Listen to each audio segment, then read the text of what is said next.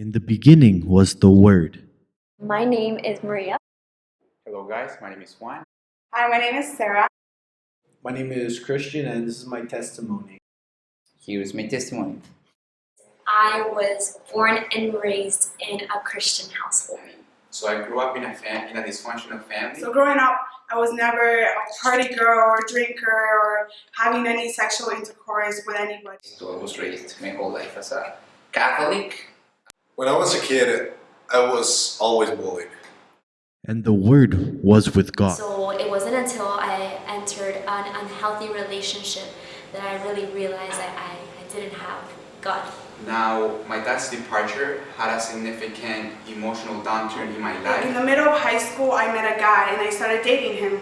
2 years and a half of the relationship, he got deported to Colombia. I decided that I was going to get married to him. I became atheist. I believed in, that God wasn't fair, that there was no God because there was no justice. When I was only 7 years old, I faced the most horrible moments in my life.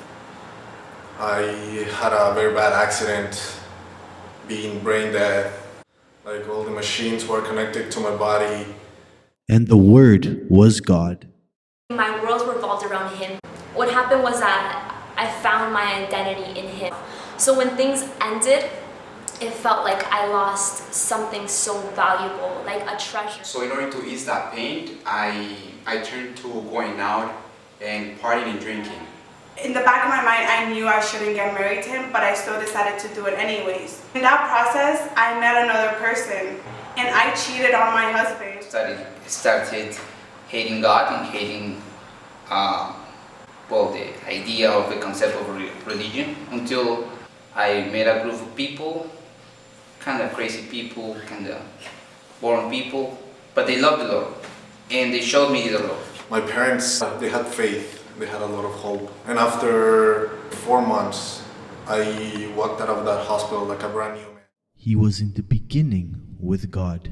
All things were made through him, and without him was not anything made that was made.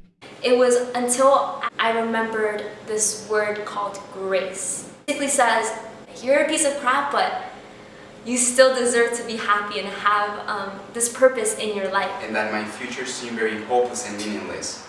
But as I was going through this situation, I was going to a Bible study group. The messages that were being preached there were existentially relevant to my existence, because that I was a problem, because before I used to think that everybody was a problem. I was embarrassed by what I had done, and there was nothing that could take that away. And in that moment, that's when I realized that only God can give me that comfort. Only God can love me the way He did, regardless of all the things that I did in my life. I felt like I was free. I'm still free, but the freedom doesn't come from any kind of magical thing. It comes directly from the cross. Like after a two-hour test that they did in my brain, the neurologist told me that it was like impossible because he saw like no damage at all in my brain.